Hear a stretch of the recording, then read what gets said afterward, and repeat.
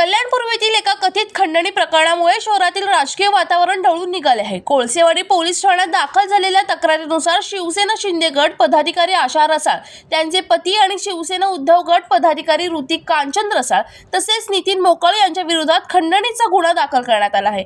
तक्रारदार राज चतुर्वेदी राज builders and डेव्हलपर्सचे व्यवस्थापकीय संचालक असून कोळसेवाडी परिसरातील क्लस्टर योजनेअंतर्गत सुरू असलेल्या निवासी प्रकल्पासंदर्भात हा वाद उद्भवल्याचे समोर आले आहे। तक्रारीनुसार प्रकल्पाचा विरोध करत स्थानिक नागरिकांना भडकवण्याचा प्रयत्न करण्यात आला आणि त्यानंतर आर्थिक मागण्या करण्यात आल्याचा आरोप आहे। तसेच सुमारे 7 लाख रुपये रोख आणि 1.5 लाख रुपये ऑनलाईन स्वीकारल्याचा आरोपही तक्रारीत करण्यात आला। या प्रकरणाची गंभीर दखल घेत कोळसेवाडी पोलिसांनी गुन्हा दाखल करून तपास सुरू केला आहे।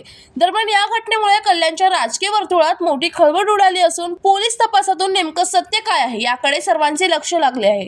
ब्युरो रिपोर्ट, जनशक्ती, कल्याण।